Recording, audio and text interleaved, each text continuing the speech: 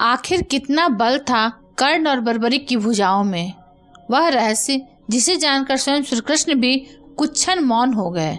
महाभारत सिर्फ एक युद्ध नहीं था, वह मनुष्यों की शक्ति, अहंकार, धर्म और भाग्य का सबसे बड़ा परीक्षण था। कुरुक्षेत्र की धूल में जितने रथ दौड़े थे उससे कहीं अधिक कहानियां जन्मी थी। उन कहानियों में दो नाम ऐसे थे जिनके बल की चर्चा आज भी रहस्य बनकर जीवित है, दानवीर कर्ण और महाबली बर्बरीक। एक ऐसा योद्धा जो सूर्य पुत्र था, जिसकी भुजाओं में 1000 हाथियों का बल बताया जाता था, और दूसरा ऐसा वीर जो केवल 3 बाणों से संपूर्ण संसार समाप्त कर सकता था। लोग अक्सर पूछते हैं, यदि कर्ण और बर्बरीक आमने सामने आते तो कौन जीतता? लेकिन यह प्रश्न अधूरा है। सच्चा प्रश्न यह है, आखिर कितना बल था इन दोनों की भुजाओं में कि स्वयं श्री कृष्ण भी उन्हें साधारण योद्धा नहीं मानते थे। यह कथा उसी रहस्य की है। कर्ण वह योद्धा जिसे भाग्य ने कभी पूर्ण नहीं होने दिया। हस्तिनापुर के महल में जब पहली बार कर्ण ने धनुष उठाया तब किसी ने उसकी ओर ध्यान नहीं दिया, क्योंकि वह राजकुमार नहीं था, वह सूत पुत्र कहलाता था। लेकिन जैसे ही उसका बाण आकाश में गया, सभा स्तब्ध रह गई। उसका निशाना केवल लक्ष्य पर नहीं लगा था, उसने अर्जुन के अभिमान को भी भेद दिया था। द्रोणाचार्य की आंखों में पहली बार चिंता दिखाई दी। भीष्म पितामह ने धीरे से कहा, यह युवक साधारण नहीं है, लेकिन संसार ने उसकी प्रतिभा नहीं देखी, सबने केवल उसका जन्म देखा। सूर्य का पुत्र कर्ण कोई सामान्य मनुष्य नहीं था। उसका जन्म स्वयं सूर्यदेव के वरदान से हुआ था। जब वह जन्मा तब उसके शरीर पर दिव्य कवच और कुंडल थे। वह कवच किसी धातु का नहीं था, वह उसकी आत्मा का हिस्सा था। कहा जाता है, जब कर्ण शस्त्र उठाता था तब उसके शरीर से निकलने वाला तेज साधारण योद्धाओं की आंखें झुका देता था। उसकी भुजाएं इतनी शक्तिशाली थीं कि वह अकेले ही भारी धनुषों को ऐसे उठा लेता था जिन्हें कई सैनिक मिलकर भी नहीं हिला पाते थे। कर्ण जानता था, यदि उसे संसार का महानतम धनुर्धर बनना है तो उसे गुरु परशुराम से शिक्षा लेनी होगी। लेकिन समस्या थी, परशुराम जी केवल ब्राह्मणों को शिक्षा देते थे, इसलिए कर्ण ने स्वयं को ब्राह्मण बताकर उनसे शिक्षा ली। वर्षों तक उसने तप किया, दिन रात अभ्यास किया। कभी कभी तो उसकी उंगलियों से रक्त निकल आता, लेकिन धनुष नहीं छूटता। परशुराम जी ने एक दिन उससे पूछा, कर्ण, तुम्हारी भुजाओं में इतना बल कैसे है? कर्ण ने सिर झुका लिया, क्योंकि वह जानता था यह केवल शरीर का बल नहीं था, यह अपमान की आग थी। वह घटना जिसने गुरु परशुराम को भी हिला दिया। एक दिन गुरु परशुराम कर्ण की गोद में सिर रखकर सो गए। तभी एक विषैला कीड़ा आया और कर्ण की जांघ में घुस गया। रक्त बहने लगा, मांस फटने लगा, लेकिन कर्ण हिला नहीं, क्योंकि यदि वह हिलता तो गुरु की नींद टूट जाती। जब परशुराम जी जागे और उन्होंने रक्त देखा, वे चौंक उठे। उन्होंने कहा, इतनी पीड़ा सहना किसी ब्राह्मण के बस की बात नहीं। सत्य बताओ, तुम कौन हो? तब कर्ण ने सब स्वीकार कर लिया। गुरु परशुराम क्रोधित हुए। उन्होंने श्राप दिया, जिस समय तुम्हें सबसे अधिक दिव्य ज्ञान की आवश्यकता होगी, उसी समय तुम उसे भूल जाओगे। उस दिन पहली बार कर्ण की आंखों में आंसू आए, क्योंकि उसने समझ लिया था भाग्य उसके साथ नहीं है। कर्ण केवल धनुर्धर नहीं था, वह असाधारण शारीरिक शक्ति वाला योद्धा भी था। महाभारत के कई वर्णनों में आता है कि वह भारी रथों को अकेले रोक सकता था। युद्ध में उसका धनुष खींचने की गति इतनी तेज थी कि सामने वाले को केवल प्रकाश दिखाई देता था। उसके बाणों का भार सामान्य योद्धा उठा भी नहीं सकते थे। दुर्योधन स्वयं कहा करता था, यदि कर्ण मेरे साथ है तो मुझे संपूर्ण पृथ्वी से भय नहीं। अर्जुन को श्रेष्ठ इसलिए माना गया क्योंकि उसके पास दिव्यास्त्र थे।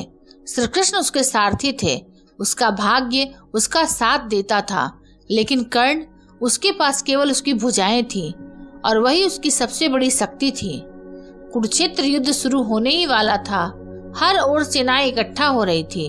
तभी दूर से एक नीले घोड़े पर सवार एक युवक आता दिखाई दिया। उसके चेहरे पर तेज था, पीठ पर तरकस था और हाथों में एक अद्भुत धनुष। वह था महाबली बर्बरीक, भीम का पौत्र, घटोत्कच का पुत्र। लेकिन उसकी पहचान केवल इतनी नहीं थी, उसे संसार 3 बाणधारी के नाम से जानता था। बर्बरिक ने अपनी माता को वचन दिया था, मैं सदैव हारने वाले पक्ष का साथ दूंगा। यही वचन भविष्य में सबसे बड़ा संकट बनने वाला था, क्योंकि बर्बरिक इतना शक्तिशाली था कि जिस पक्ष में जाता वही जीतने लगता, और जैसे ही वह पक्ष जीतने लगता वह दूसरे पक्ष में चला जाता। इस प्रकार युद्ध कभी समाप्त ही नहीं होता। जब श्री कृष्ण ने पहली बार बर्बरिक को देखा तो उन्होंने साधारण ब्राह्मण का रूप धारण किया। उन्होंने पूछा, वत्स, तुम्हारे पास केवल 3 बाण हैं। बर्बरिक मुस्कुराया। उसने कहा, एक बाण शत्रुओं को चिन्हित करेगा, दूसरा मित्रों को सुरक्षित करेगा और तीसरा संपूर्ण विनाश कर देगा। श्री कृष्ण ने उसकी परीक्षा लेने का निश्चय किया। उन्होंने पास के पेड़ की ओर संकेत किया। बर्बरिक ने आंखें बंद की। एक बाण छोड़ा, क्षण भर में वह बाण हवा में घूमने लगा। पेड़ का हर पत्ता चिन्हित हो गया, लेकिन श्री कृष्ण ने एक पत्ता अपने पैर के नीचे छिपा लिया था। अचानक बाण उनके पैरों के पास घूमने लगा। बर्बरिक बोला, प्रभु कृपया पैर हटा लीजिए, अन्यथा आपका पैर भी कट जाएगा। श्री कृष्ण कुछ क्षण मौन रह गए। उन्होंने समझ लिया यह युवक साधारण नहीं है। बर्बरिक की शक्ति केवल उसके बाणों में नहीं थी, उसकी दृष्टि अद्भुत थी। वह संपूर्ण युद्ध भूमि को एक साथ देख सकता था। उसकी गति इतनी तीव्र थी कि कहा जाता है यदि वह युद्ध में उतरता तो महाभारत कुछ क्षणों में समाप्त हो जाता। उसके 3 बाणों के पीछे देवताओं का वरदान था। उसकी भुजाओं में ऐसी स्थिरता थी कि एक बार धनुष उठाने के बाद उसका निशाना कभी नहीं चूकता था।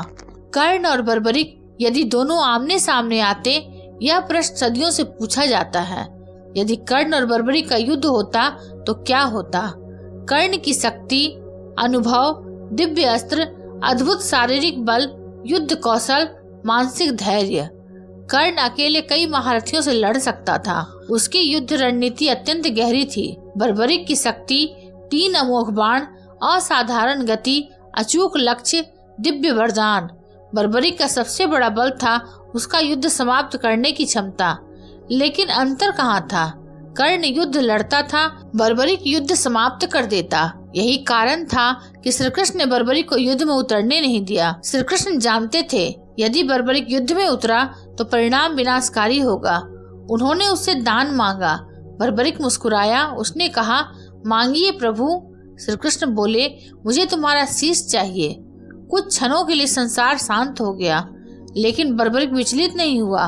उसने सिर झुका दिया और कहा, यदि वह धर्म की रक्षा के लिए है तो मेरा शीश स्वीकार करें।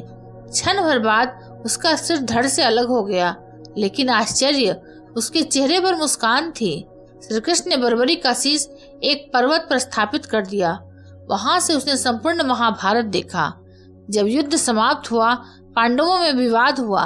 सब कहने लगे, विजय का सबसे बड़ा श्रेय किसे मिलता है? तब श्री कृष्ण बर्बरिक के शीश के पास गए। उन्होंने पूछा, तुमने क्या देखा? बर्बरिक ने उत्तर दिया, मैंने युद्ध भूमि में केवल सुदर्शन चक्र को चलते देखा। शेष सब तो केवल माध्यम थे। सभी मौन रह गए। उधर कर्ण अपने जीवन का सबसे कठिन युद्ध लड़ रहा था। उसका रथ धरती में धंस गया। उसे भगवान परशुराम का श्राप याद आया। वह दिव्यास्त्र भूल चुका था। उसने अर्जुन से कहा, धर्म के अनुसार मुझे समय दो। लेकिन श्री कृष्ण जानते थे यदि कर्ण को अवसर मिला तो अर्जुन जीवित नहीं बचेगा। उन्होंने अर्जुन को आदेश दिया और अगले ही क्षण कर्ण धरती पर गिर पड़ा। सूर्य अस्त होने लगा, मानो स्वयं प्रकृति भी उस योद्धा के लिए शोक मना रही हो। यह प्रश्न आज भी अनुत्तरित है कि कौन अधिक शक्तिशाली था, क्योंकि दोनों की शक्तियां अलग थीं। कर्ण का बल था संघर्ष, धैर्य, पराक्रम, सहन शक्ति। बर्बरिक का बल था दिव्यता, अमोघ शक्ति, अलौकिक युद्ध कला। यदि केवल शारीरिक शक्ति की बात करें तो कर्ण अद्भुत था, लेकिन यदि युद्ध समाप्त करने की क्षमता की बात करें तो बर्बरिक अद्वितीय था। महाभारत हमें एक गहरी बात सिखाता है, बल केवल भुजाओं में नहीं होता, कभी कभी बल त्याग में होता है। कर्ण ने जीवन भर अपमान सहकर भी दान नहीं छोड़ा। बर्बरिक ने बिना प्रश्न किए अपना शीश दान कर दिया। एक ने अपने भाग्य से युद्ध किया, दूसरे ने अहंकार से। और शायद इसी कारण आज भी जब वीरता की बात होती है तो कर्ण और बर्बरिक दोनों का नाम सम्मान से लिया जाता है, क्योंकि शक्ति केवल जीतने वाले की नहीं होती, कभी कभी हारने वाले भी अमर हो जाते हैं। अगर आपको यह वीडियो अच्छा लगा हो तो इसे लाइक, शेयर और सब्सक्राइब अवश्य करें। धन्यवाद।